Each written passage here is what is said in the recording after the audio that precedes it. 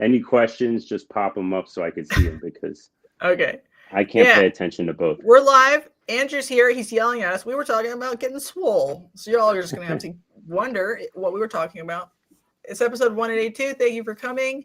Kevin's here. I'm here. We're going to talk about Costa Rica and how fun that is.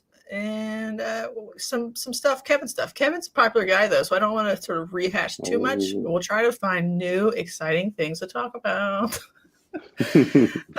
Let's do our sponsor spots. VetDNA.com for all of your testing needs. Use the code #SHITHAPPENS for a $5 off the crypto panel if you need it. They also do other fun stuff. You never know what you might need to test something. So check them out, VetDNA.com. Shane Kelley, Smeltonic Exotics. He'll be at the Southeast Reptile Expo. What day is it? Do you know? February? Should have Googled it. 18th and 19th? Are you going? 17th and 18th? No, I'm doing Reptilia Nation that day. Oh, West Palm Beach? Yeah, West Palm Beach. Yeah. Is that a good show? Do you like it? You know, it was a good show the last 2 years, but I'm super impressed with their advertising because they advertise like I go around Miami in a truck to pick up people, and I see their signs everywhere. And then yesterday I was on Commercial Boulevard, which you don't know where that is, but it's in Broward County, and they had a billboard. They had a full-on billboard of the reptile show. It's really wicked. Yeah. Hopefully you do good. So Shane's here. What's up, Shane? So check him out at that show if you want to see him in person and maybe give him a hug or something. Smeltonic Exotics. Bravo Zulu. Eileen's here. She had a long weekend chasing her doggy down who was on the move. Mobile. Check out Bravo Zulu's ballpythons.com for all of your... bad. What's that? 15th and 16th. Sorry. 15th and 16th. We messed it up. Yeah, we did. And Stoneage Ball Pythons, Justin, he just did Puyallup. He said it was okay. Not crazy, but okay. So thank you, Justin. Stoneage Ball Pythons. He does clown pied stuff. Andrew, Powerhouse Pythons, Ball Pythons, Rodents, Go for Cocoa. Other fun stuff. He also did it. He also said it was just okay. There was a power outage that obviously like puts a damper on how good it can be, but everybody toughed it out, and we like that. Thank you, Andrew. Then Great Family Snakes. They updated greatfamilysnakes.com. Check it out if you want some BPI, Xanthic, pied, clown, combo, fun things, breeders, pets. Check them out, greatfamilysnakes.com. And then Chris, I did see he finally updated Morph Market a little bit. There's some Tarahumara and pits and some other fun stuff on Morph Market if you want to check it out. And then I didn't get an update on the Oak show, but hopefully it was good. All right, we did it. I was a little flaccid, but it's professional though. Professional. It was super professional. Thank you. How's your season going? Where are you at in your life? I just took the hogs out of brumation. They haven't even fed yet. I took 50 small mice out to feed them all, and I didn't get one to eat. It was my fault. I didn't wait a week after brumation. I went too early, and nobody wanted. So luckily, I have a shit ton of snakes, so everybody else got food. Are you like going full hog this year? Like you're going to breed every possible hog you have and make as many possible hogs as you possibly can? Or are you thinking about taking a conservative approach, or I don't have many. I'm actually a little nervous with what I'm doing a little bit. I'm going to breed 8 females. I'm going to breed 8 females. But in 22, I bred 4 females, and I had 104 babies. So, I was a little nervous, but there's some projects that I've been waiting on that I can't, like they're finally up to size, and I can't just hold back, I can't. Yeah. Do you have enough baby slots for like potential double clutches from each one, or would you have to buy more? No, I mean I have a lot of. I mean I have at least. I would probably have to buy more. I have Mhm. right now. I have at least like 110 slots, somewhere around there, whatever it is. I see. I bred leopard geckos for a long times and Mhm. African fat tails. So I'm actually using 6 quart tub racks for them, So and you have a lot of extra ones, or I got a you lot of just have extra. I 106 cores? You have 106 quarts. Okay. Yeah, it's a lot. Is that enough for 8 It's females a if lot they of stuff. double clutch? Yeah. That's could be up to 200 eggs. Yeah. Uh, that could be up to 200 eggs. Um, I could try to. I mean, I've had one triple clutch last year. Yeah. But then I also had almost every single hog I had slug out. Yeah. I think it was my fault. I didn't brumate last year. Mhm. I kind of slacked on that. So, I know people don't brumate all the time, but I had a bad experience from not brumating. So I'm not Mhm. going to live that life again. Do you think the people who don't brumate all the Everything I have time? is, Sorry. excuse me, Sorry. Do you think excuse the me. people who don't brumate all the time have things in the room that make it colder, and so the snake thinks it's being brumated, like it's just the room is colder, so they're getting environmental signals, Yeah, and maybe you didn't do that? like 72, like a Mhm. 72 or something like that, like a room temperature. Yeah, like my steak building, because it's not well, it's fine, but sometimes like at night it'll be like 68, and I'm just like whatever. Yeah, So yeah, like that even if I feels don't right. brumate them, they're experiencing a cold side that's colder in the I winter. actually think so. I know people that bring them in the house, or like if they have them outside in the garage, they bring in Miami at least. I mean, you're Mhm. going from, you'd be 85 in there and you're going to a 70 degrees. So it has to trigger. I would think it would trigger something, Mhm. but You- Yeah, that's not but you science. used the fridge for them this time. I bought a refrigerator for them Mhm. and then I bought a cool thermostat. So yeah, Do so you think? Do you think? Did you like your setup? Because some people are like, mine's too small, and so I can't give them water, so I have to take them out to give them water. Or do you you think try something different in the future, or did you like it perfect? It's fine. This year I did something different, and it was pretty cool. Uh, the year before, so I have a friend Jamie J&C Hogs. He kind of like mentored me a little bit with the hogs, kind of told me what to do. And that Mhm. first year, he was just put him in aspen in the refrigerator, no water, nothing. Open the refrigerator once a day, burp it, let some air Mhm. in, and they all came out after 2 months. I do 2 months. They all came out after 2 months like beef jerky, Yeah, and yeah, like they were seriously they were dehydrated, but yeah. as It's soon as very they drank dry in water, the they were all back to refrigerator. normal. Yeah, Yeah, well, not this year, not this right. year. So this year I used cocoa fiber. So I went Mhm. and picked up bags of cocoa fiber that were already broken up, like really like fine dirt, like not the stringy stuff. And I didn't have to wet it Mhm. at all. I put it in the tubs and I put the snakes in, and it kind of, I guess, precipitation inside the refrigerator a little bit, put a little water Mhm. droplets. They all came out, some in shed, some fatter than when they went in. I mean, they Mhm. were hydrated the whole time in that cocoa fiber. It was impressive. It was impressive. No water bowls. Yeah. Didn't give them any Okay. water for 60 days. So do you think?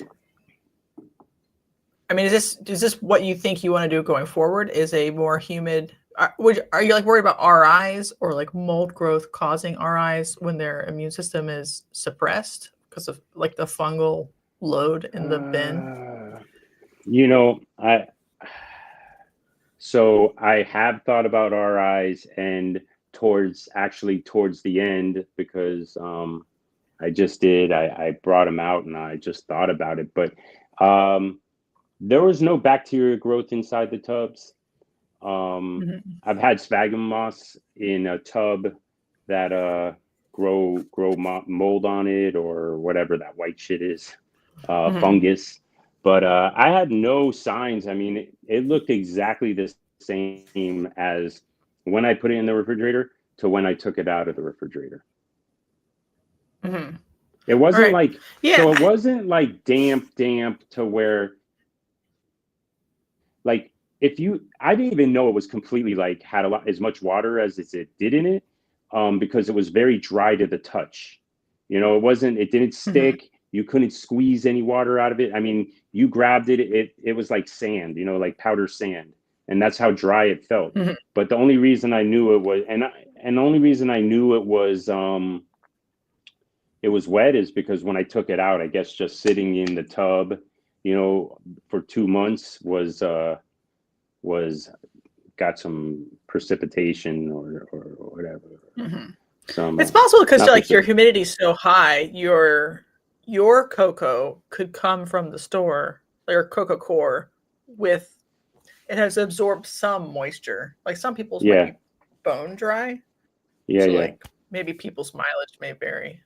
It is interesting because if you think about how snakes roommate in the wild, most of them could have access to water if there's a warm day, but they don't necessarily ever have water. But they live in a substrate that is, you know, very moist because it's the dirt under, you know, a refugium. So like they're supposed to not drink hypothetically for 5 months, but be in a moist environment, moist-ish, but above the water table. So is that how long, like, let's say a hognose from Montana hibernates for 5 months out of the year? Yeah, probably. Wow. Even somewhere not that cold, it's 5 months out of the year. Like when I lived in West Virginia, snakes would be down from October to late April. And that's way warmer than Montana. Yeah. Little snakes, little garter snakes, they're a little bit more like thermally plastic. You would see them come out of a hibernaculum at a random January, but the big snakes wouldn't do that because they would know they would get stuck out. And so you could watch a hibernaculum and they don't come out. They like stay in there. That's a long time. October, November, December. That's 6 months. Yeah, man, we're talking that's a big snake. That's some big savings on money. I'm just gonna leave them. I'm just gonna leave them in there. But they also don't breed at like 2 years old. They probably breed at 4. Yeah, they're much smaller. They're much smaller. Black rats? No, I just said they're much smaller. Oh, black rats? Is that what you're talking about? No, I'm just saying in general, like snakes in the wild that breed at 4 years old are obviously they're breeding older because they're eating less and growing slower. Right. So like there is a particularly strong fascination with breeding really young in hognose keepers that I've noticed. Like they should probably be breeding at 2. I mean, they can breed at 2, but like a lot of hognoses live somewhere where it's really cold. So should they breed at 2? I don't know.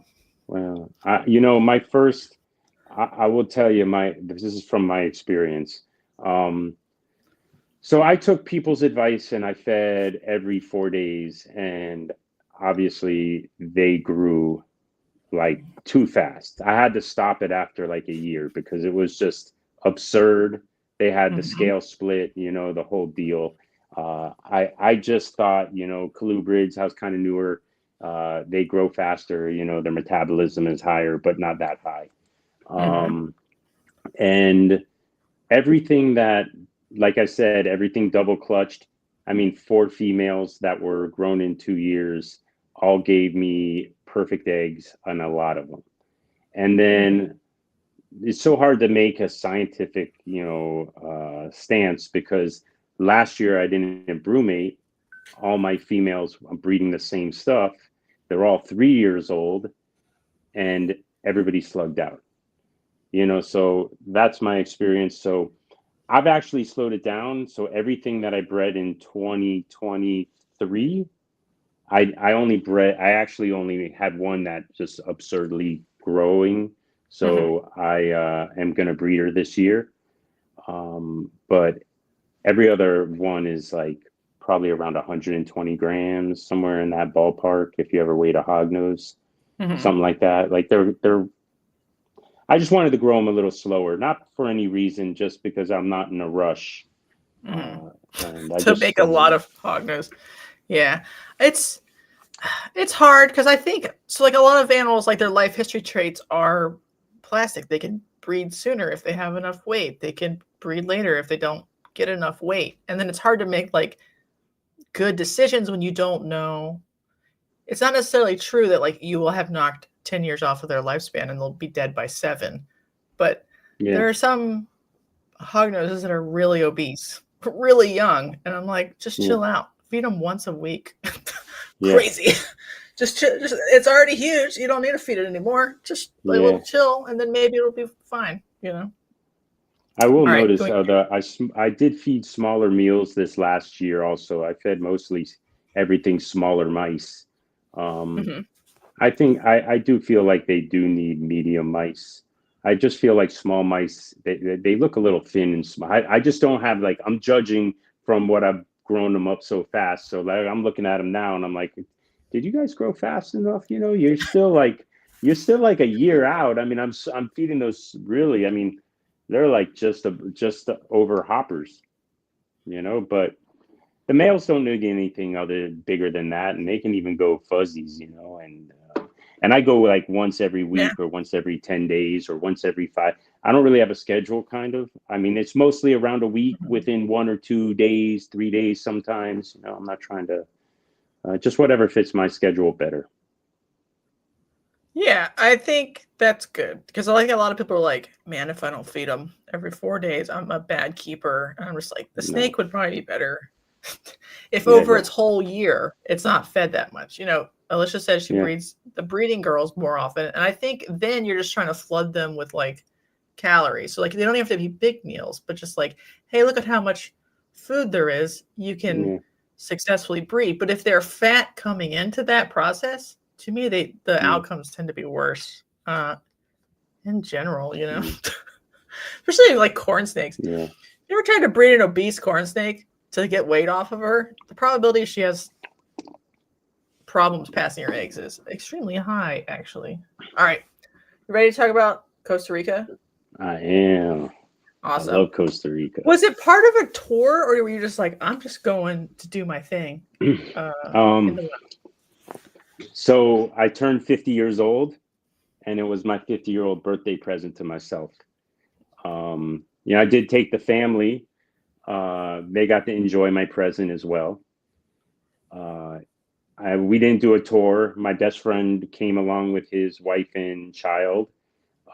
We just booked 2 hotels in 2 different spots and kind of went on our way. And, we made some excursions. We planned them while we were there. I think we had one planned. And pretty much we just did that. Like, we just winged it. Like, did you rent a car or like use public transport? So we rented a car. So we landed in San Jose. We left from Miami. It was like a 3-hour flight, maybe a couple minutes shorter. We landed in San Jose. Took us to the airport. We rented a car, and we got in there kind of like late at night. So we drove to a hotel in San Jose, and it was such a nice hotel. It was so comfortable. It was amazing. And like the continental breakfast was insane. Like all fresh papaya and mangoes and like every pineapple and just like everything that you can imagine, like tropical, was there, bananas, and everything was just like picked fresh. So it was really cool. And then of course, Latin country, rice and beans, and they had I don't know, mango juice for breakfast, and everything's fresh squeezed. So it was just such a great start. And then we left and we went to the Central Market during the day, and we also visited a gold museum, and which was also really cool. The Central Market was insane, crazy. You go in there and it's just like you see on Discovery Channel or something. Those crazy markets with people packed in there, and just all different. I guess if you wanted to sell snakes there, you just get a little spot in there, and you sell snakes or something. So we went there in the gold museum, which was really cool because we're kind of like into gold mining in the family. Not that we've done it, but we love it. And we plan on doing some in Georgia, probably coming up soon. And then is there gold in Georgia? I don't even know. Yeah, it's a big Georgia gold rush, like before you think even California. There's like a belt that goes from I want to say Kentucky all the way through Georgia up into North Carolina. It's like a major belt of gold. So it's pretty cool. Like, do you pan for gold, like as like a hobby, or? No, I do nothing. I do nothing like that. You know what I do? Yeah, I do nothing like that. But we do watch gold shows, and I'm into metals. Like I've been into like collecting silver and coins my whole life, and I my full-time job is I'm a recycler. So I have a business and I buy recyclables like copper, stainless steel, brass, silver, stuff like that. So I've just always been interested in gold mining. I think it's fun to watch them do stuff, like rock hounds or whatever. They're like, I love all that stuff. Crystals. That's fun to watch. We got hippie crystals all over the house. You walk in our house, we go outside, put them charging in the sun. No, I'm just joking. Even once. I just think like geology is cool. Period. I don't know if I need a hippie crystal, but if the people like it, it's fine. Good for them. No, I love geology. Have you ever seen Sidling Hill ever in Maryland? No, it's cool. They like cut through basically one of the Appalachian Mountains for the Interstate 70. Yeah. And so you can see like it's an old mountain range, but you see all of these layers. There's like a part you can park in like a little thing. It's one of the coolest things I've seen. Yeah, check it out. If you ever drive, see one of the. Yeah, I'm gonna go. Where is it? The Appalachian Mountains, you said? It's in Sidling Hill. It's between like Frederick and what is that? Chambersburg? No. Yeah. Somebody help me who's from can't help you. The Northeast. I'll look it up. Please. No, it's Google. Very cool. That's cool. Yeah, that'd be cool. Okay, so we went to a gold thing. How much did it cost to rent the car? And did you have to pay for insurance? And then they like give you the gringo tax? No. I had to. I skipped out on the. I skipped out on their crazy insurance plan, which was like $55 a day, and it was relatively cheap to rent the car. I think it was like I don't know. I don't know. It's like $500 for like 10 days or something like that. But it was a nice little 4x4. It was like it was some non-name brand that you never heard of, but it was a hybrid. Dude, that thing was insane. They don't have hybrids like that in America because they would not. They need you to pay gas because that thing was insane. Like it went for miles. You wouldn't even lose a little tick on your odometer. It's crazy. But so I did later on. I mean, I did get I could have had that insurance, and I probably should have because I did get into an accident because I backed into a rock. But it was okay because I beat the cost of my damage. I still beat it by like $45. So I would have actually paid more if I took the insurance rather than just. It was like $530 or some shit. My accident. That sucked. Crazy. So like, whenever I herp, I'm like a stinky girl. I'm nasty, covered in leaves and sweaty. It's like, I've always been like, if I rent a car, I'm gonna ruin it with my disgusting body or my gear or my raincoats or whatever. No. So was it like a cleaning fee?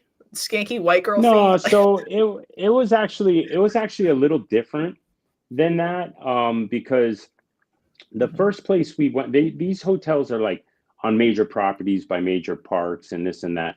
So Mhm. the first place we went really had no reptiles. Like we saw one cat-eyed snake, but with a like it had like a crushed, it was like some crushed vertebrae. It was all messed up.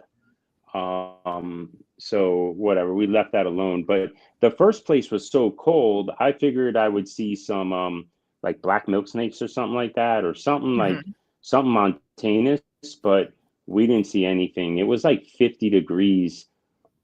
What was your All it was like elevation? Do you know? 50 degrees all day. I mean, no, I don't know the exact elevation. Okay. I'm gonna tell you high, scary high.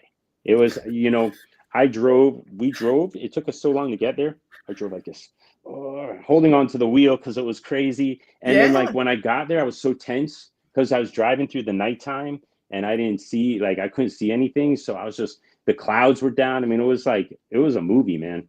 And Yeah. when I arrived, I just felt so good. But but yeah, we didn't really find too many herps there. It was kind of like not, but we had a really good time. We did some hiking. I messed myself up there. Um, we hiked down this wrong bike trail, and then I had to hike back up to the car, and it was like this steep ass incline, and then like my Mhm. knee was blown out for like 3 days. Oh no. But luckily, yeah, it was all right. I was mad. I was fucking pissed at myself because I was like, dude, now I can't herp. But luckily, it got better by the next stage of our um, vacation Did you because like plan your itinerary in advance, or were you just sort of kind of winging it while you were there? Like we where planned the you went, what hotels, we day? planned the car, we Okay. saw the parks we wanted to go to, stuff like that. So we kind of planned the itinerary, but we didn't like make it everything like definite. We planned to do things while we were there, like saying, hey, we're going to go to this national park and we're going to hit this park and kind of like that. And that's how we did it. Um, Mhm. the next place that we went though was like an like observation lodge type thing, Mhm. and it's where like National Geographic goes to do a lot of filming, and it's just like no, like you don't even have to leave the property. There's herps. Like I was a herping god. I suck at herping. Like I don't find I don't find shit. Like shit finds me before I find Mhm. shit. And here, like we found everything. It was amazing. And we herped all, like we did day things with people. We went to waterfalls, we rode some horses, we went to some parks, we saw like monkeys, we went to like a little reptile place.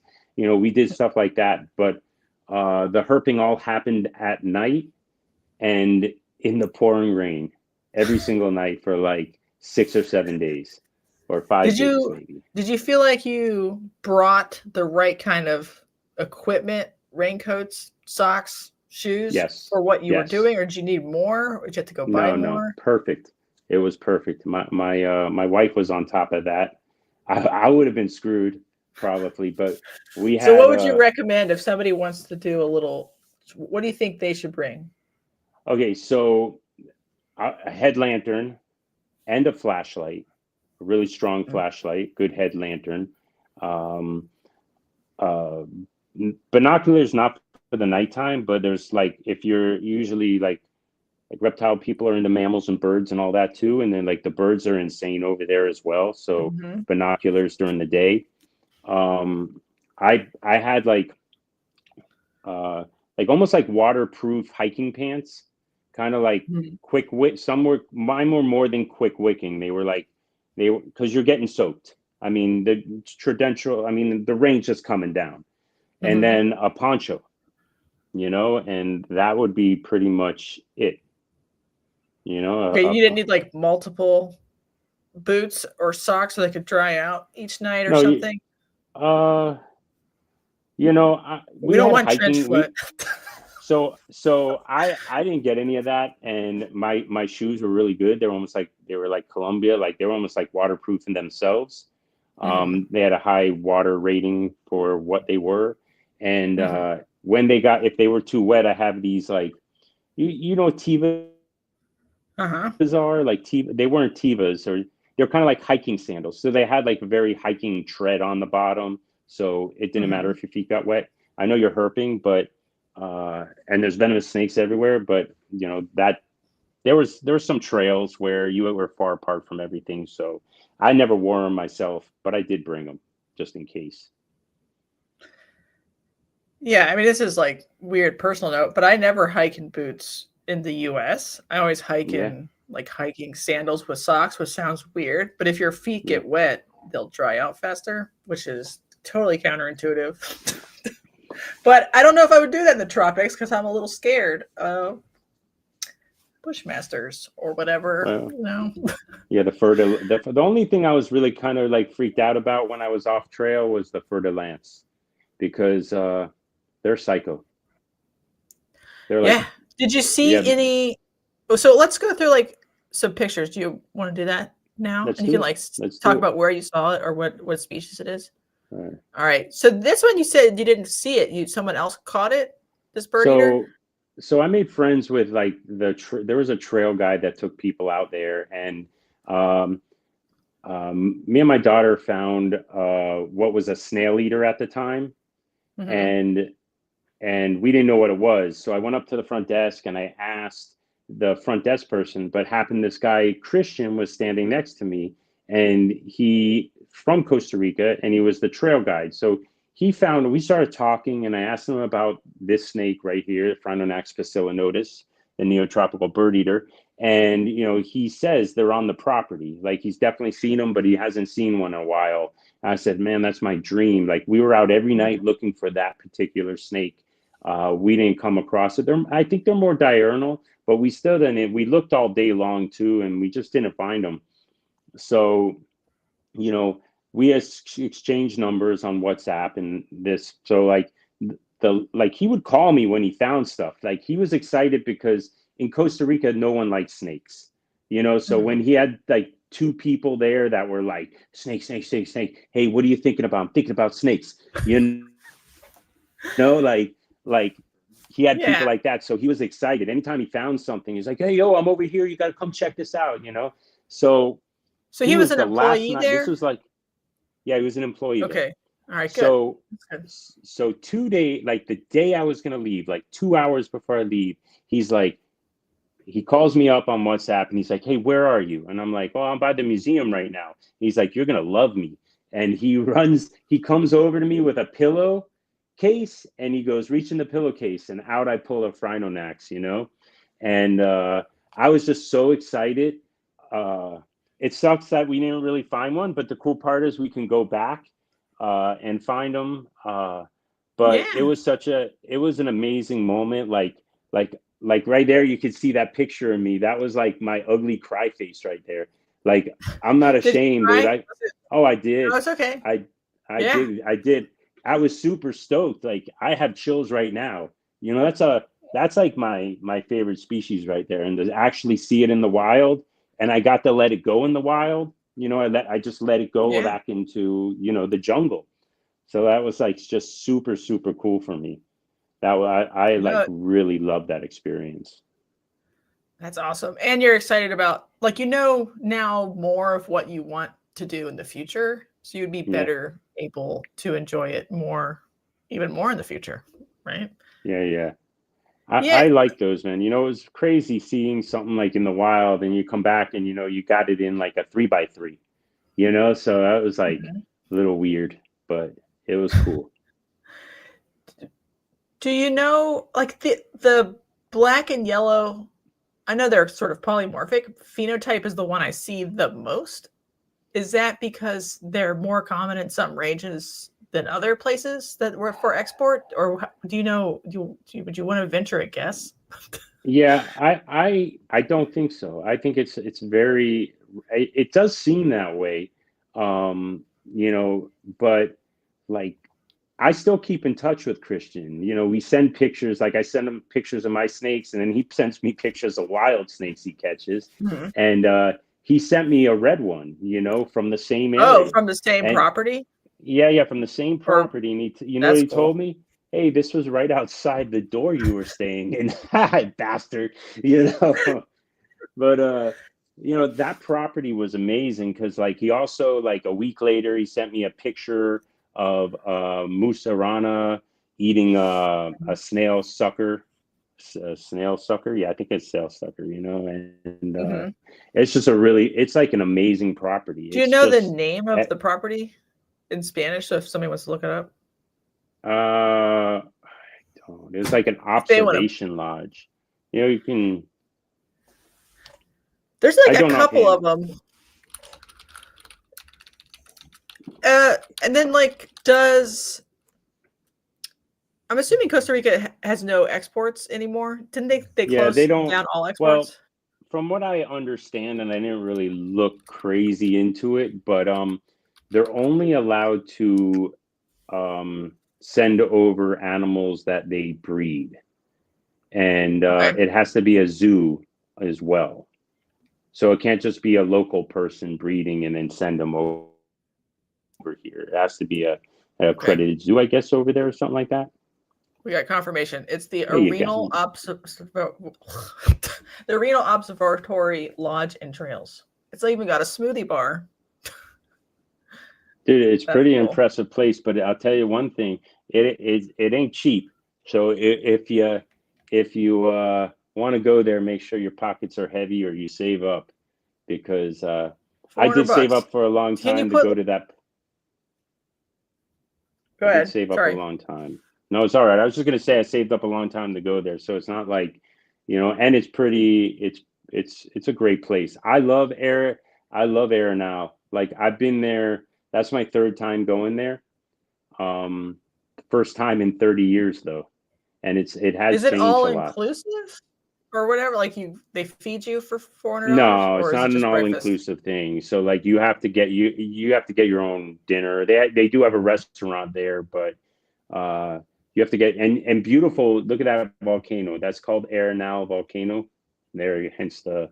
But cool. It's actually in La Fortuna, and that's Arenal volcano. It's really cool. So like I didn't send you pictures, but we have like when you sit in the hot tub, you have views of that volcano right outside of our room on the porch. Views of the volcano. So it was just such a. Saw the lake. That's Punta Arenas, which sounds dirty, but it's not. You know, so like that, yeah. So you could see that you could actually see that from there too. That's a little bridge that connects you from the room areas to like the front lodge to where you eat and stuff. If you wanted to go eat, we left a lot, so. You know, I couldn't do as much as I planned. Like I had whitewater rafting planned during the day, and my knee was banged up that day that we planned it. It's like we already had that excursion planned, and I'm telling you, my knee was swollen. And the cool part about Costa Rica is if you want drugs, you go to the pharmacist and say, "Hey, I need drugs," and they give them to you. So I got some like arthritis with painkillers and shit like that for my knee. Were you allowed to bring it back? Are you a mule? I don't know if I was allowed. It did come back.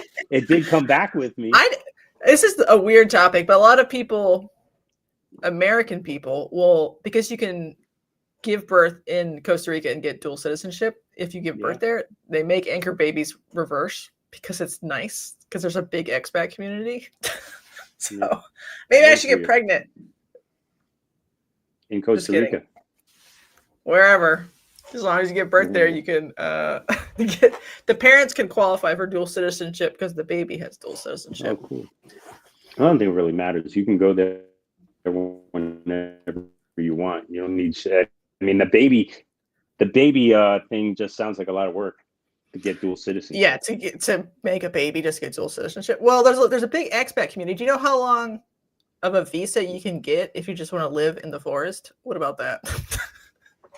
Sorry.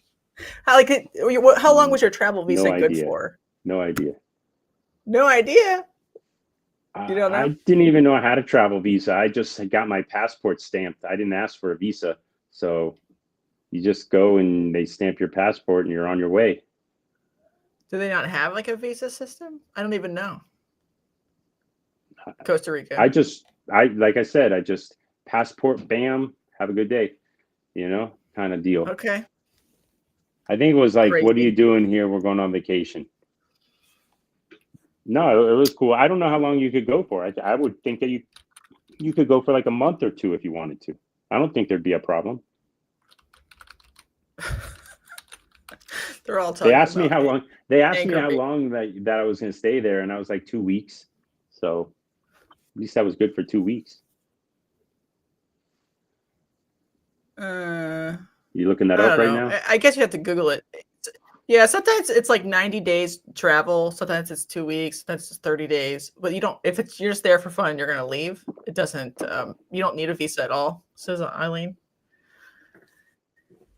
Yeah, what did it smell like? I know that sounds like a stupid question, but like, what does the forest smell like? Does it smell like rotten leaves, swamp ass? No, it just smells. Flowers? It smells like super. No, it smells like super fresh, like super fresh dirt, super fresh dirt, like soup. I love that. Like, yeah, that beautiful smell, that like leaves and just trees and. Like really, like the humidity, like was good. The weather was perfect when we were there. The daytime temperatures had to be in the 70s. The hotel had no air conditioning, no TV. Pretty good. Yeah, no air conditions, no TVs. It was just you and nature and your family and your friends, and it was just amazing. Spent the time. Like I said, if we went through the pictures, I could tell you, but this is what we did every night. So we got home from doing we can go back to the pictures. Okay, that's me crying. What's this? That looks like some kind of crazy bug. I don't know. We saw like the coolest bugs, and we just took pictures of everything that looked kind of cool. We saw the monster stick bugs that were like a foot long, but when I was sending you pictures, like the thumbnails, I just couldn't see them so good, so I couldn't send that picture. But we saw all kinds of crazy bugs, caterpillars. I mean, everything was like a kid in the candy store. We saw tarantula, like a couple tarantulas. Did you bring like books, like field guides, or did you just use your phone? No, we had field guides. We had field guides for everything. That's why the first day we were there, that's why I wasn't sure. There's an eyelash viper. They have so many different colored eyelash vipers. It's crazy, and they're all over the place. They're like hanging low in the bushes, and they just sit there for weeks at a time. That's the cool. Same one. Was this a leaf cutter ant? Isn't that wicked, dude? I was seeing that all throughout the forest. I was like, what the hell's doing that? And then it dawned on me. I was like, that's got to be leaf cutter ants. Yeah, exactly. You see leaf cutter ants everywhere. It was really cool just seeing, like, you see them. I got lots of videos of just leaf cutter ants real close up, walking with the leaf. And, that was really neat. That's a salmon-bellied racer. Are they rear fang venomous? I did not look that up. I did not grab that one. After we didn't grab it and we just sat there in awe for like that picture's kind of washed out a little bit. I have better pictures with it. The belly is really, really salmon. If you could see like the salmon color right there and the light bouncing off of it, because it was really hard at nighttime to get great pictures. You had to we're trying to light it up with the GoPro and trying to light it, like flashlights would drown out the animals because all the herping was done at night. So, it was hard, but we didn't grab that one. And then me and my daughter both looked at each other and were like, why didn't we grab that? We grabbed that one though. What's this one? That is a parrot snake. They're in the hobby sometimes as like they are, and it was super cool. My daughter spotted it. It was like it's probably like 15 feet up in the tree, and we happened to be out with the guide, but not like as him guiding us. He was just hanging out with us, not as like a paid tour or anything. He just wanted to come along herping. So it was really cool. My daughter spotted it like 15 feet up in the air, and then Christian grabbed the branch, pulled the branch down, and then my daughter grabbed the other branch and pulled it down. And then I had I was crippled. I was walking with like a stick I found. Oh no. Yeah, I was messed up, but I don't care. Nothing's stopping me. And I reached up with my stick and I was able to grab it, and we grabbed it and we hung out with it for like, I don't know, 15 minutes, 20 minutes, took some pictures, and it didn't bite, but it did a lot of threatening. It looks very vicious. Yeah, it didn't bite, but it did that the whole time. It was wicked, man. Wicked. Is this the same species as the orangey one? Yeah, that's the one I was talking about. It was washed out. That's the real color right there. That's cool. Is this like chocolate or dark black? It's like dark. It's like a dark chocolate. Okay. It's not like as brown as that picture, but it's like a dark chocolate. Yeah, we were working with phones. We were working with phones the whole time. That's one thing I really wish I would have bought a better camera, but man, I spent so much money on this vacation. I couldn't buy a camera. That's a blunt-headed vine snake. As you can see, the head is like really big. Or is this? Yeah. Okay. Yeah, it's a baby. I don't think it was a baby. I think because it was pretty long. I mean, it looked small there, but it's as long as I think it's almost as long as my daughter's arm. It was just super skinny. Is this the right same there. One? Yeah, it's the same one. Look how long it is. Snake it's like a shoestring. I know, it's crazy. It's just crazy. That's very cool. Do you know how cool that is? She was 17 at the time. Now she's 18. Hopefully she's my partner in crime. Like we were nonstop herping, and she's into it just like I am. Like it was insane. That's awesome. All right, there's another eyelash viper. I know there's a lot of eyelash vipers. Different one, but another one. Do you have to like train yourself not to touch anything? You know, touch a leaf, without looking at it really hard first. No, you'd be surprised. You would be super surprised about an eyelash viper. So you can find an eyelash viper and then go back the next day and it'll still be in the same spot. So you just memorize where all they are. Yeah, so you can just memorize where they are. They just memorize where they are. And you can get pretty close to an eyelash viper with a phone. It won't move. That's cool. Very good. Yeah, I like the little pink dots. That part's fun. Yeah, that pink one was cool. We sat there. I got a cool video of us like National Geographing that thing. Yeah, that's one of the same ones, but a better picture. There's that thing was on a low bush in a very trafficky area, which was crazy. Like the babies, you don't see any adults. You see all the babies are all low. They're eating. They're eating a lot of the frogs, I guess, because there's a lot of frogs in Costa Rica, like a lot of frogs. Like they have like this place where you go called the Frog Pond. Yeah, that was my favorite one right there, man. That was actually that's cool. Yeah, that they call like that Christmas phase, but that happened to be on the damn rock I crashed into with my car. I didn't crash on it. Was on that one happened to be on the other side, but the rock I crashed into was like a low, like almost like a planter welcoming you into the. I just did a little tappy tap, I didn't, but the tappy tap was enough to do. Right, you knew something bad was happening as it was happening. Yeah, but I didn't like ruin anything. But yeah, that happened to be on the other side of that rock crop I hit. Probably thinking about eyelashes. It's cool how different they are. I like anything polymorphic. That part's fun. This one's cute. Yeah, that one's really cool. That was on the fence, separating like the place where people are. That is, I believe that's a cat-eyed snake right there. This is another viper? No, I believe that. Viper? Yeah, I think that's an eyelash viper. That one's hard to see. Like I said, I What's that? It's funny that you say that right at the time my dog, because I was like, Bree, do you know that dog that? Oh, she's messed up, dude. She just texted me what it was because I asked her what it was, and she's like, the penis frog was a masked tree frog. That's what I was like. Oh, that's a little suggestive, but that's okay. Masked tree frog.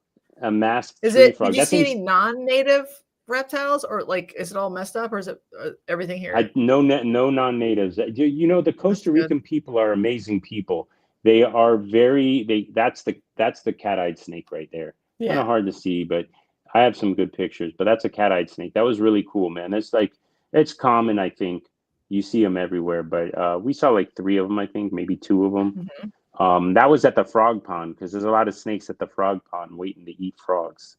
That's so cool too. Is the frog pond near the observatory, or yeah, it's somewhere else? it's actually in the property. They call it the frog pond. You go there, it's insane. So it's just so loud. You wouldn't even believe how loud it is. I have to send you a video of how loud it is. It's crazy. That like, because there's a lot of red-eyed tree frogs over there, and a lot of they have something called the Goliath frog.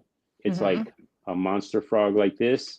And what is it? What was it like seeing red-eyed tree frogs in the wild when you've like seen them on TV shows? No, well, you know, if you notice how beautiful that red-eyed tree frog is, which I didn't know until the last reptile show I went to, they don't have those. They're the ones they sell. I think that the ones they sell in the hobby are not as nice as those. They're from the ones they sell in the hobby, I think, are from somewhere else, because the ones in the hobby don't have all that. Well, most of the time, I'm sure they have these. I'm not saying they don't, but I'm saying a good portion of the ones you see in the hobby aren't from Costa Rica, I don't think, because they're not as beautiful. Very cool. There should be a picture there also with a red-eyed tree frog and its eggs somewhere. These eggs? Those are eggs of red-eyed tree frog. There's the aplexus. Oh, I see it. Yeah, right there. So it's just wicked. They're all over the place. And then, you know, I think we saw some bufu toads there, which I believe are native there. So, yeah, the red-eyed tree frogs, they're amazing. They're super cute. Look, go to... who's this guy? That is a toucanet. That was really cool. That guy was super fresh. He was trying to break into my car. Yeah. I ran. I actually had to go to the car for a second. We pulled over to eat, and I ran to the car. And this guy was sitting in my mirror, pecking at my window. He was sitting on the mirror, pecking on my window. I got a ton of pictures also there. He was super cool. He just wanted to get in. He saw something he liked. Feed him? Or do you think do you think the tourists feed him, or do you think he, you know, just I don't know. To, there's so many of them. Like it's not just, they might. I mean, they might be opportunistic. Birds are smart, so they could just hang around that area because they know that, you know, there's like maybe garbage or there's fruits. They grow fruits. Maybe they throw fruits away. You know, stuff like that. Go to the. You see the what else snake? did you want me to? That's an amoeba. That one and the one below it, man, those are cool snakes. That's like a mimic of the Christmas tree eyelash. It's called a snail sucker. They eat snails. It's just super cool. I didn't get to see it eat a snail, but it would be pretty cool to see one rip it out of the shell. But those things are cool. We caught it. We saw a few of those, and then they have another one that's somewhere in the pictures I sent you, which it's another variation. It's a morph, if you will. I don't think it's a morph. That one, it's the same snake, but it's a red and white. It's red and white. They call it a red and white snail sucker. At least that's what the guy did and called it. I never really found them. I tried to look up a lot of this stuff, but you know, if you try to look up like that frog that we tried to find it. The way my daughter found out in the mass tree frog, I guess she put it on earlier today or like an hour ago. She put it on what's that app? What's that website that you go? There you go. She put it on iNaturalist, and I guess there you go. She put it on there and she got a hit, I guess.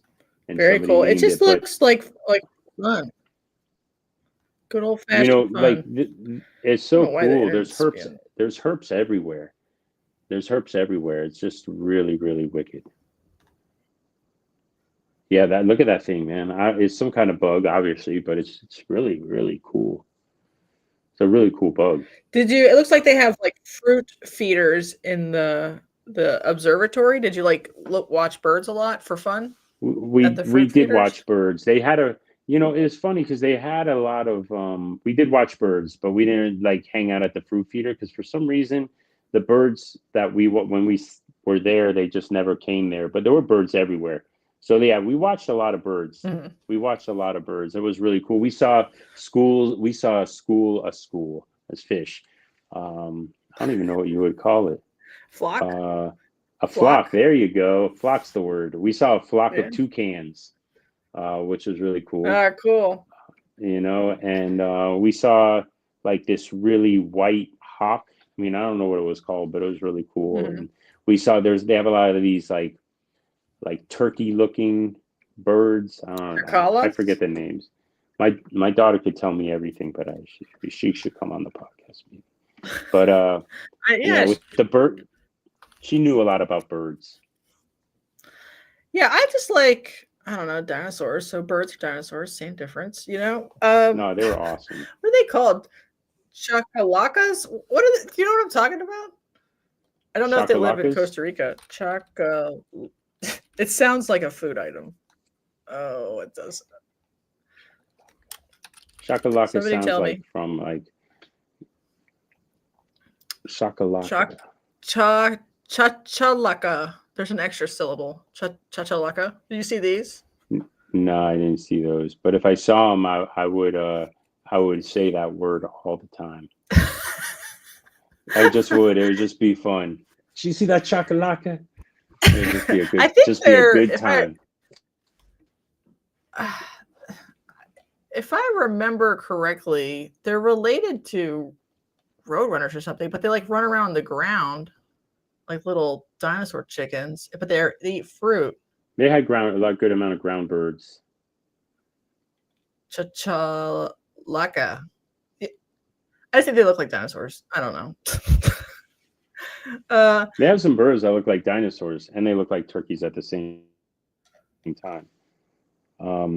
We saw there is this one common mammal there, and I wish I could tell you the name of it. It had a weird name, and I was talking about the other day, and I had the name right in my head, but it's almost like they're like this big, and long ass tail. Damn, I wish I could tell you. They're all over the place though. They're like raccoons, and they have babies, and they play like raccoons. They're really, really cool. Nice. What are they called? Did you see anything like what are the people like at the observatory? Are they other like nature buffs but with just different interests, or were they just like people who were just vibing? You know, it's big. It was what? Codamundi Agouti? Codamundi. There you go. Codamundi. I hear her yelling because she's watching from the. She's probably watching from the room. She's like, Codamundi. That's cool. Some people have them here at our reptile shows, like a pet Codamundi, and I'm like, okay, probably much cooler to see them running around in the bushes. Yeah, and we saw some howler monkeys. There's some howler monkeys. I think most people that go to that lodge are birders. Yeah. They're definitely not snake people. Do they go on? Well, there's a lot of cool birds there, like a mega shit ton. So it makes sense. Oh no, we were nerding out on the birds too. I mean, like you saw, like bugs. I got pictures of all kinds of bugs, like everything nature that you would want to do. Like I said, in Costa Rica, like I'm horrible at herping in Miami. It's first of all, it's just like you said, it's hot, sticky, muddy. You know, you got to do a lot of flipping. You know, a lot of bending over and flipping here, and you really probably should lay like a flipping line or something to actually really get good at finding stuff. But in Costa Rica, they just come out of the trees. Yeah, they're just like, all you have to do is keep looking around, flashing your light everywhere, trying to look for something that's like out of the ordinary. You go to the frog pond, and there's stuff all over the frog pond area, so it was just really wicked. It was really wicked. You have a lot to see. You could see a lot. Yeah. Do you think you want to go back there, or go back there plus somewhere else? Like, if you ever decide to go back, because it's kind of expensive. You know, I figured I could go back for like a 4-dayer there, Like I would like to go back there mainly because I want to find more bird eaters. Like that would be my goal next time I go back, is to find more bird eaters. So I would go back to that place because like a week later, the guy was finding, he shot me a few pictures. Do you know what time of the year, or has he told you like what time he sees the most of them, or is it like all the time? Honestly, I feel like it was right after we left. I feel like it was right after we left. Like I feel like no, because we were there for a good week, and he is like he didn't find anything. You know, we didn't find anything. We were nonstop looking, and just at the end he found one, and then what? They like to be a little bit warmer, like if it's the dry season. I don't know. Honestly, I don't know. I just know that he found like 2 like a week after I left, and it was August or something like that. It was like in August. No, it wasn't a week after. It was like 3 weeks after I left. In August, he shot me pictures of 2 different ones that he found. That one that he found was actually, he didn't even find it. One of the guys that took a tour with him came up to him and showed him a picture and said, "Do you know if this is venomous?" And then he's like, "Where is that?" And the guy's like, "It's on my balcony." He went and got a pillowcase and ran to the balcony and then called me up. So, you know, that was really cool of him, you know? So, yeah. But he found 2 back to back in August, like the beginning of August. So I was like, yeah, I'm going back in August. And then a good friend of mine, Aaron, he was in Costa Rica and in that same area, and he just found one crossing the road. How lucky is that? He didn't even looking for him. He just happened to stumble upon one, that bastard. Are there boas in that area, or is it too high elevation? Is it too cold? I don't know. My friend John went to Costa Rica like a couple weeks to the playa, which is the beach, and I think he found a boa and maybe an annulated boa. Does that sound familiar? There in Costa Rica, annulated boa. That's something, right? I'm pretty sure he found that. He's watching. John, yeah, it's interesting because like people are always like, yeah, like if you think about the U.S., you could be like, yeah, there's lots of rattlesnakes here. I'm like, yeah, there are, but they're not everywhere. So you have to go to very specific spots. So the same is true about Costa Rica. Like if you want to see boas, they're not going to be evenly dispersed perfectly over the whole country. So you have to like treat a trip in like a way that's like focused on a specific target species, you know? Well, that's kind of what I did. So like I did the 2 places I picked. The Monteverde, the first place, was a very high elevation, and although I didn't see anybody talking about black milks, I thought it would be really. It's got to be hard. It's got to be hard as hell to find black milks. I just think that would be like, because like milks, like, do you keep any milks? I have. They're very fossorial. So yeah, I would imagine you have to flip. You have to flip. You probably have to dig. I mean, you have to move leaves. I mean, they got to be hard to find, man. I mean, they don't like to be bothered for the most part, I feel. You know, so they must be hard. So we got stumped that first place. It was just black milks are supposedly in high elevation. I don't know why I didn't look at it. I just figured they'd be in high elevation and like colder temps. And I was wrong. Maybe I was right, and I didn't see them. You know, I mean, maybe the way to do it is find some, you know, person, master's degree student, PhD, who knows where the black milks are. Message them and be like, "Can I meet you on this day?" I didn't see any. I did not.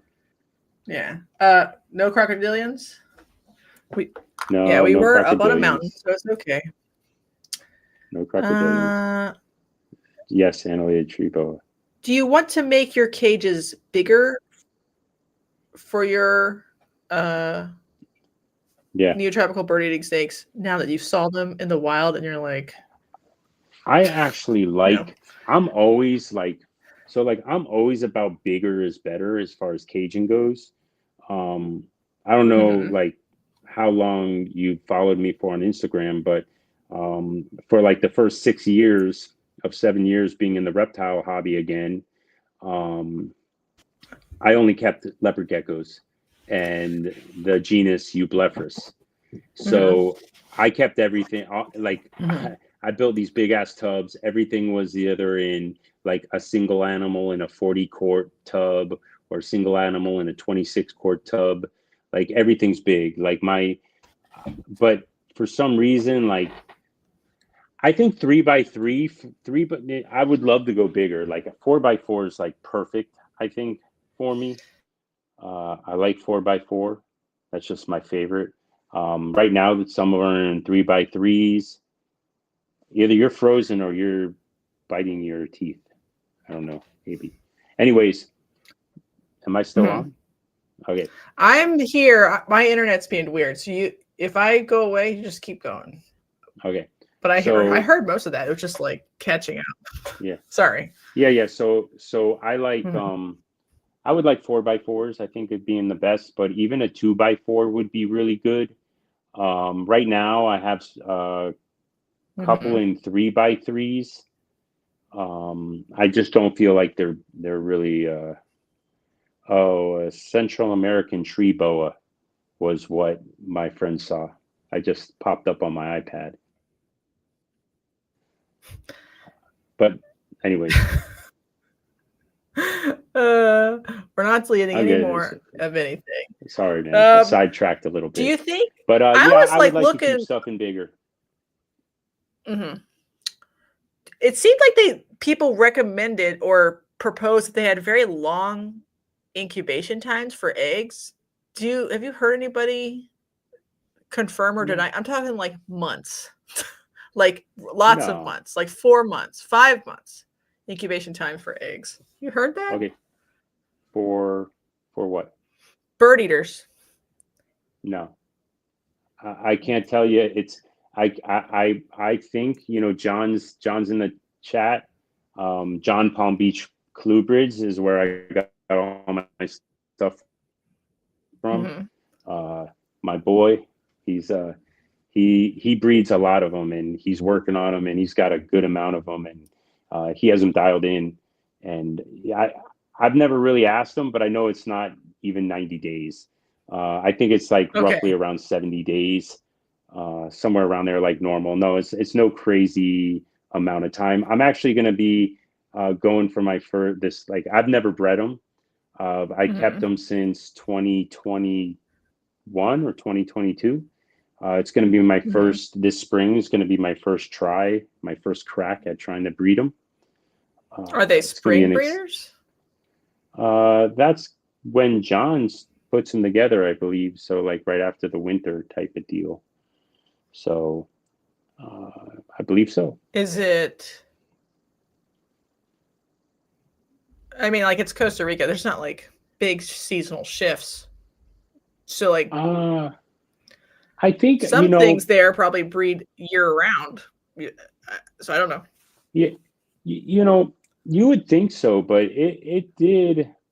I think the winter, I don't think it gets cold, but I think like when I was there, it was summer, but it wasn't quite the peak of summer. So it was cool. I mean, I got into the 50s, so I mean, stuff's moving around, I guess. So I never really thought about it. Yeah, I mean, a lot of people are like, it's a colubrid, therefore it brumates. And I'm like, not necessarily. I mean, stuff in Central America, it is cooler there than in the Amazon basin, which is like notoriously very stably hot and humid. But then like their cool season may not actually be perfectly aligned with our winter. So I'm just wondering, like, do they breed over the winter and they lay eggs at the start of the rainy season? Like, I don't know. That's what I'm getting at. Okay, so I don't know what the hell I did with my phone. So I'm sorry. I'm gonna back it up a second because I got a text from John saying it depends on the temps. They can go 100 days at 76, but typically at 80 degrees, about 70 or 80 days. the bird eaters. Okay. Yeah, I just saw some like literature where like sometimes it could be 4 or 5 months because it's cool That would be where they lay them. maybe that's Then I'm like, maybe okay. that's possible. Do you get different? Oh no. But I want to say about that I'm whole back. like colubrid, they brumate because they're a colubrid, but we're in Miami and it never gets cold here. I mean, we had a little cold snap this last week the week before, but besides that, I mean, we have Everglades rat snakes, we have corn snakes, we have black racers, we have all that stuff. I'm sure nothing brumates at all. Right. Or it brumates like in a passing way. Like, I'm gonna go hide under this log for a week and then come out later. Yeah. Maybe just tired. Maybe I don't know what's going on. The internet is really bothering me. Right. Like where it's really cold, they have to do stuff. But then like where you are, maybe they're never really, or in Costa Rica, they're never really brumating. They're just like feeling seasonal variations in humidity and temperature. But nobody's. Yeah, I would probably agree with that. But I feel like it's just different wherever you are because we're breeding I mean, I was breeding barons here. When John's in West Palm, he's breeding barons here in the winter, and they're from Argentina. It's cold there. So maybe stuff breeds in the winter, Do you think people who want to breed cool sort of subtropical montane species should run cool buildings like AC buildings in Florida, or is it better to leave them outside and like let them thermoregulate themselves? I kind of feel like you could do outside stuff. It gets pretty hot here, so I don't know how I feel like the bird eaters would do good here. Probably the barons would do outside. I don't think Pituophis would do good outside. I don't think the milk snakes would do good outside. Alterna probably wouldn't do good outside. Leonis, all that stuff, no. But the bird eaters and the barons, probably. It's very close. But I run pretty much an ambient temperature on everything except the hogs. So like my room is like from 78 to maybe 82 during the summer when it gets hot outside. But for the most part, I have everything but hogs. My barons, my rhinos, my bird eaters, milk snakes, Alterna, Leonis, Mex, all the Pituophis, all those are ambients. Never heat at all. Sorry. So why do you give hogs you supplemental heat but not Pituophis? I basically because they're like St. Patrick. Yeah, I know, but I was just recommended that a friend of mine, Chris, recommended that I keep them cooler, like Alterna and Pituophis seem to be doing better, cooler than hotter. Like Janine does better cooler? Like Janine does better cooler, or the bull snakes. Like the bull snakes here are like feral and they run around in like the 100-degree weather. So that's what there's like a disconnect there. I feel like. No, I get it. I feel like you could be right. But it's been working now for like, I don't know when I got my first bull snakes. I got the Janine like 2 years ago almost now. And it's been working for me, so I just leave it alone. And I also hear that people have problems in Miami with keeping Pituophis because of the humidity. So I thought maybe, less heat, less humidity inside the tubs or the cages. No cages yet. I don't know. This don't know. place, like where I live, is very weird because it is 110 in the summer and -10 in the winter. Dry heat. Dry, miserable, desert like. But all of those animals that we just talked about use underground burrows a lot, bull snakes and hognoses, to get away from it, right? And so they become nocturnal over the summer. You'll see them like as doors all summer long. But it's humid underground. So then I'm like, I don't know. And then the ground is kind of hot. So I don't know how to take care of them. I have some. I do give them heat. They don't necessarily use it, but no colubrid uses its heat that hard. Unless it just ate. So you're talking about Pituophis? Yeah, bull snakes specifically. They're just so big. You would think they would want some heat some of the time when they grow up, at least.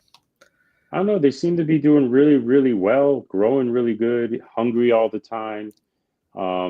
They're actually pretty. I got them from Chris on your auction.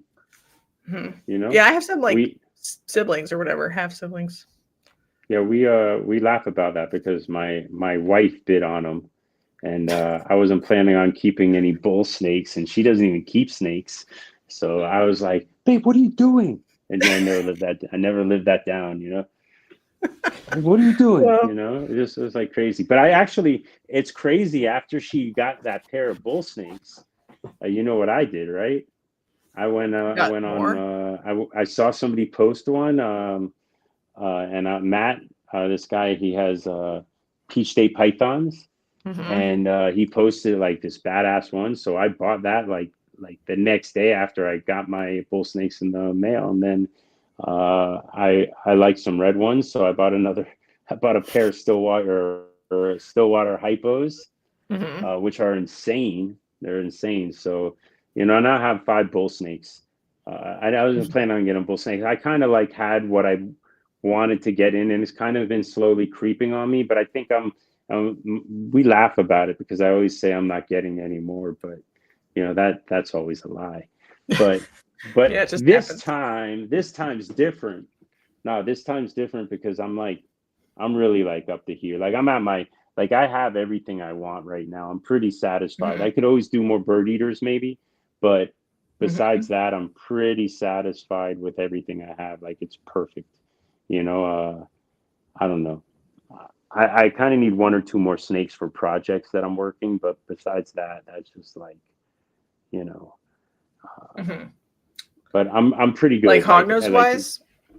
Hognose and maybe 1 more bull snake. Yeah, hognose wise, I have 1 more snake that I really, really want. I just don't. I have to sell some snakes before I get it. Do you have a visual storm cloud yet, or are you just close? No, I have a storm cloud. I got a storm cloud. Actually, I wasn't going to buy a storm cloud because obviously they're quite a bit of money. But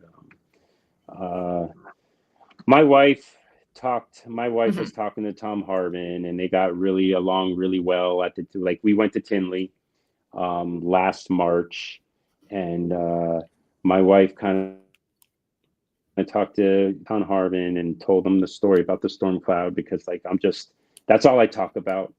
And as far as hognose morphs go, because I tried to hit the lottery and I didn't hit the lottery, and every day I was like, storm clouds in the incubator, there's storm clouds in the incubator, I had so many eggs for storm clouds on possible hets, and I had 2 females going, and I had a double het male, and I was just sure I was going to hit the storm cloud, and I had 63 chances to hit a storm cloud, and obviously it wasn't het exanthic.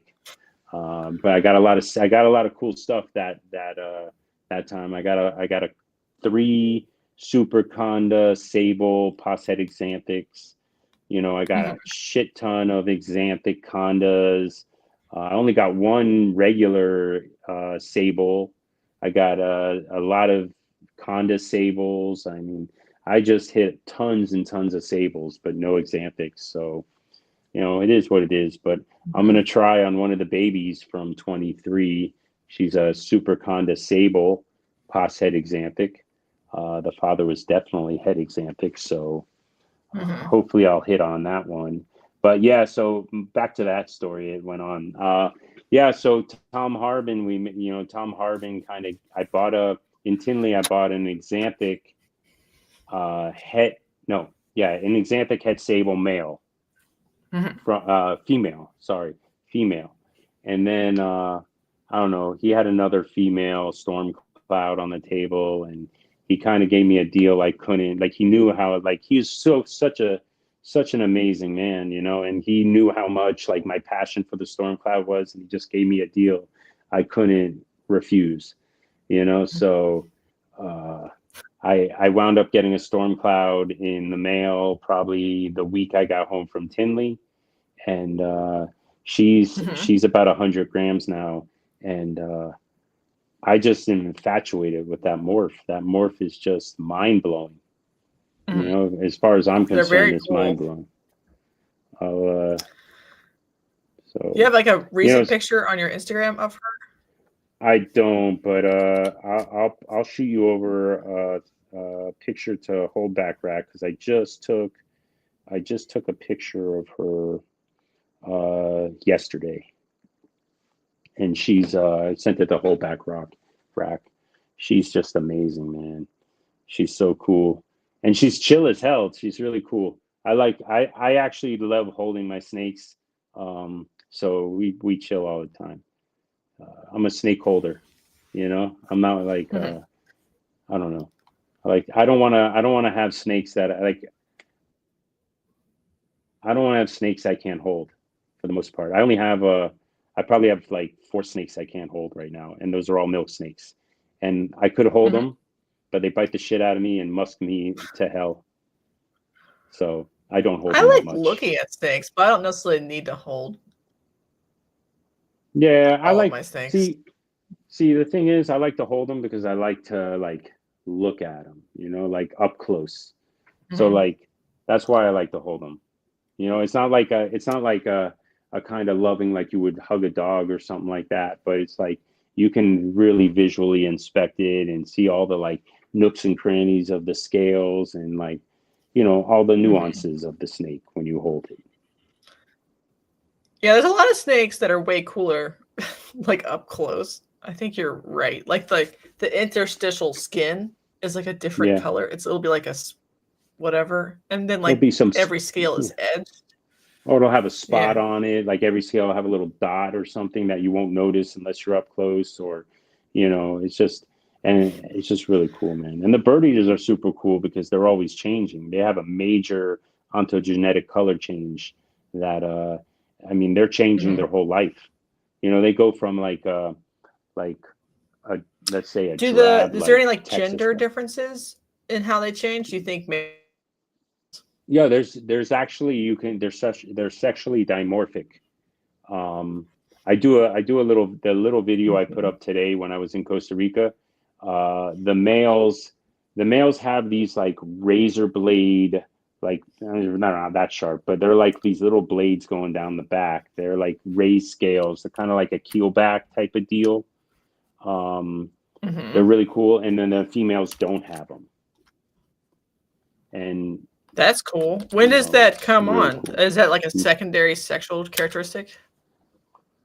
Yeah, it doesn't start when they're babies. It starts probably like probably a year and a half to 2 years down the road. They get pronounced. They keep getting more pronounced as they get older. Really, really cool. Great thing. Do they like everybody needs to keep fight? Do male bird eaters fight? Do they what? I don't fight? Even know. Yeah, do they do male combat? Yeah. Oh, I've never put them together. I've never put them together, 2 males. Like, it'd be hard to, I mean, like, you wouldn't make a mistake like that with these things. Yeah, right, you would know what they are. Yeah, I'm explaining in that video, I'm explaining him, I'm explaining to him that difference because he didn't really know the difference himself. And I think he appreciates snakes. He doesn't really grab them because he doesn't like this. I have another video of him saying, "Yeah, I would grab it, but I don't want to get shit on," you know. Mm-hmm. So that's like, a respectable he doesn't, position. you know, so to he have. doesn't like being. Yeah, it is. It is. Hell yeah! What's up, But Jarp? yes, so that is really cool. Yeah, that is very cool. I've always thought they're cool. I like any snake that comes in different colors and is fun. So, I'm in. It's just a matter of like how many big snakes can one person have? Yeah, I feel like I have a lot. I agree with that. How do you keep your boas? In like PVC enclosures, the adults. So the adults are in PVC enclosures. So you have a good you have a lot of boas? Mm-hmm. Like a lot. So you have a lot of PVC enclosures. Yeah. Like I have 6-footers and like 4-footers and 3-footers. Yeah, I like that. I actually I need to expand. I need more caging for future. Yeah, I like once an animal gets over like 4 or 5 feet, I'm just like, it needs a cage, brother. For me. Yeah, I so know people my bull snakes, I agree with you. Like my bull snakes, they're right now in they're still like yearlings, 1.5 years, so they're probably somewhere around 3 feet, something like that. Not huge. They can stretch the length of the tub still. But I'm with you. Like I'm getting them into enclosures as soon as I can. I gotta play Tetris in the garage, but I'll get them in there. Like I've been doing less racks and like I'm thinking exactly what you said. So I kept back a pair of Barons from last year, and they're starting to get really big. So I'm like how many holdbacks can I actually have of Barons? Or I mean, Barons females get like the males kind of stay small, but the females get up to about 7 feet. So they get pretty big and actually a little too big. Yeah, it's actually a little too big for a 3x3, 3x3x2. They really could use like a 4 or a 5 or something like that. But 4 looks good, or a 7, or a 7. Listen, brother. Sometimes I'm like, what is going on here? Like some people will like, I'll keep this in a CB70, and I'm like, yeah, you probably can. It's fine. But the snake, when you stretch it out, is 5.5, 6 feet long. So like, yeah, that's a 6-foot snake in a 3-foot cage. That's not really that fine sometimes. Yeah, because it can't actually stretch out. Yeah, I need more. I have a bird eater. I actually have a bird eater. I'm like considering moving him to something small right now because he just hides nonstop. Like he just never comes out of his hide. It's just like that's where he lives. Like I don't even see him out unless I'm feeding him. And mostly that's because I lift up his hide and I put a mouse there. He takes it, goes back under the hide. Do they like an empty cage, look actually very arboreal? Do they like to perch on branches, or will they use like cavities and ground hides and stuff? I feel like they're all different. Like they're like a lot of them like to be out, but there's a few that like that hide a lot too. So it varies. I think it varies animal to animal. For the most part, I'd say they're arboreal and they like to be out in the trees as long as you have lights on them and stuff like that. They'll come out and hang out. But it varies. So you have some that will never come out and they'll completely hide like all day long. But again, one thing I learned from keeping leopard geckos and a lot of leopard geckos is like all animals are very different, so like to make it and for me to make a generalization on just 6 that I have, because I have a 3.3 of the bird eaters, and to make a generalization, like I've been to John has built a beautiful facility with a lot of caging, and a lot of his stuff just hangs out all day long. I have out of the 3.3 I have 3 of them hide all the time. 4 of them hide all the time. 2 are out. But besides that, that's like what, 40% or something like that, or lower than that. Do you know where the bird eaters in the hobby are imported from? Like what country? I don't even know. Costa Rica.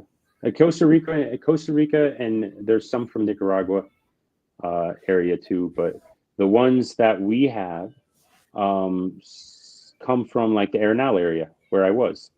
Well, I thought Costa Rica was like banned because you see like long-term captive ones in the hobby still. Well, and like so fresh they were ones. Costa Rica was not banned. Like I don't think it's banned still. I mean, you can breed as long as you're saying no. Oh, I don't know. I'm just asking. Oh, I'm so saying you think like it's just like the zoos because I've seen like wild caught ones on Morph Market. So they couldn't have come from Costa Rica. You've seen wild caught ones on Morph Market? I've never seen wild caught ones on Morph Market. I'm back. You're back. My internet's the worst. Yeah, I've never seen any on Morph. Sorry. Yeah, I've never seen any on Morph Market before, like wild caught ones. I've seen some on Morph Market, but like bigger adults, but I've never seen wild caught ones on Morph Market. And I look all the time.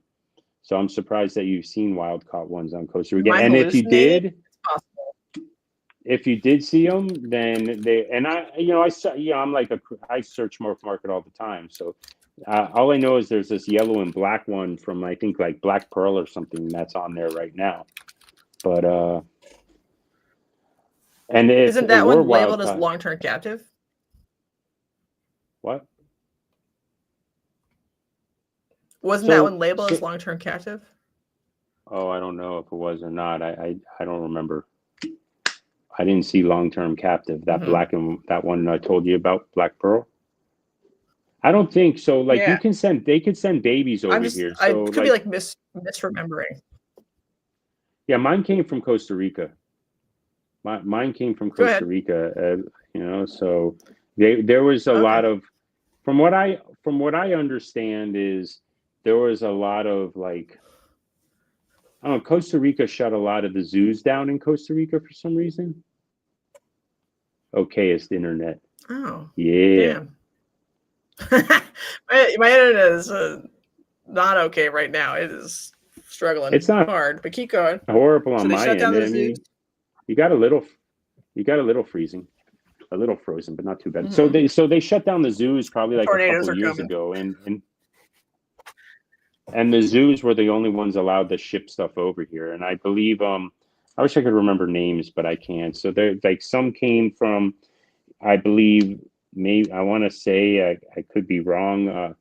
The guy in Reptilandia, maybe in Reptilandia in Texas. Mm-hmm. And was he from Costa Rica? Him. What? I don't think he's from Costa Rica. The loop changed because of the zoos shutting down. Loop. There you go. See? Oh, bam. That's Brill. That's my birder daughter right there.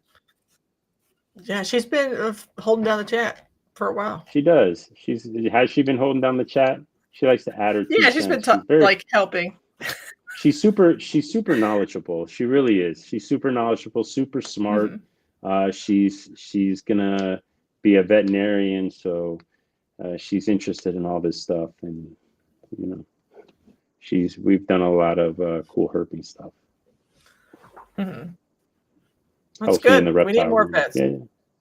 Yeah, reptile vets. Hopefully she gets reptile vets, but I think she wants to be like, she likes like horses a lot, so I think she might. That's okay. You can do horses and reptiles. That's a free country. Yeah. I like it. For now. All right, brother. I think we covered a lot of it. Thanks for all the pictures. That part was fun. I'm ready to live there, honestly. Just want to live there. Just want to move into a Chakalaka house. You should.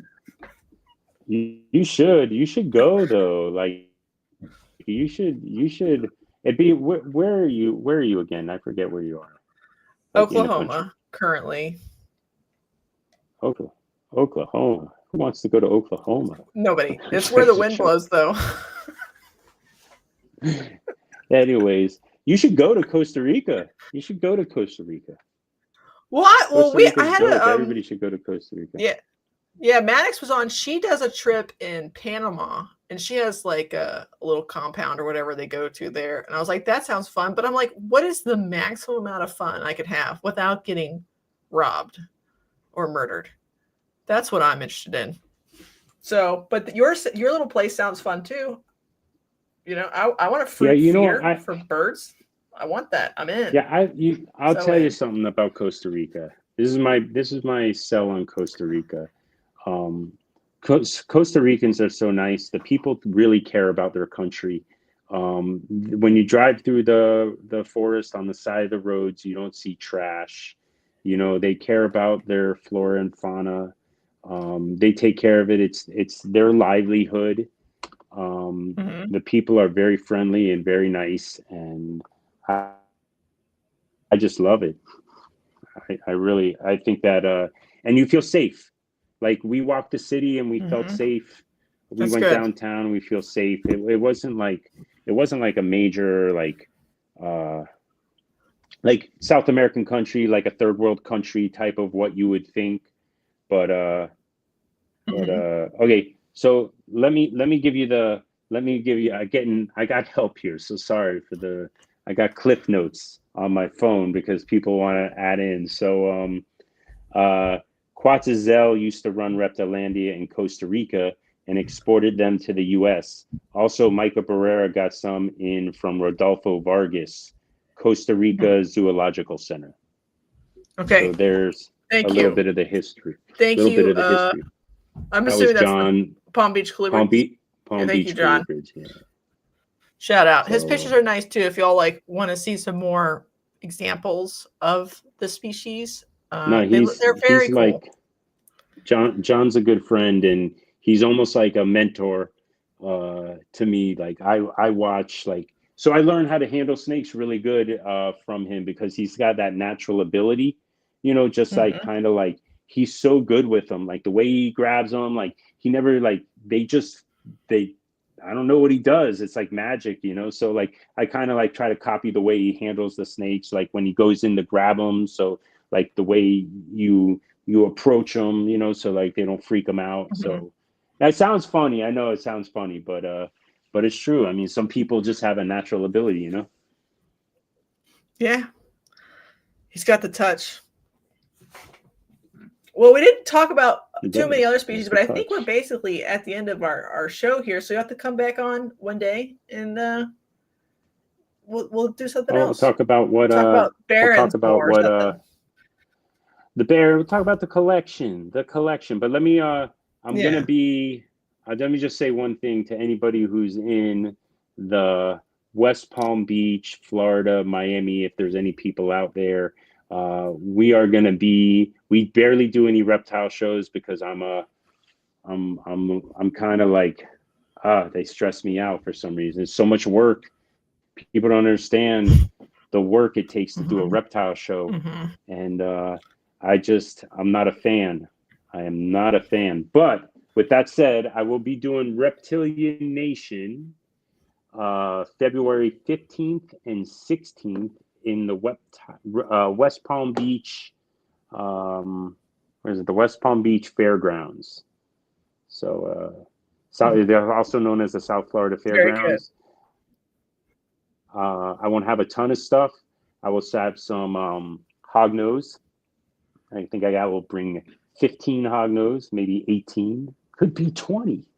But I'm going to bring those. I'm going to bring some leopard geckos. Well, that's a lot. I'm kind of that's held back. I'm kind of winding down on the leopard geckos and the African fat-tailed geckos. Can I just add, like, I can't, like, I think I wore myself out on the gecko tip. So yeah, be there or be square. You're done with bugs. Be there or be square. Yeah. All right. Thanks for coming, chat. You were having fun. Yeah. Well, sometimes you got it, Brill. So you have 18,000 tubia. Thanks for coming, chat. See you later. Thanks for sharing all your fun pictures. Hopefully everybody thinks about making a trip this year somewhere fun. How about that? That'll make everybody happy. Well, everybody plan a trip. What if we have a group trip? Yeah. Yes, because it's way more fun. All right. Let's say bye. Bye. Bye. Awesome. See you later. Bye. Thank you, Jessica, for Check out having his me. Instagram. I appreciate Mutant it. Reptiles.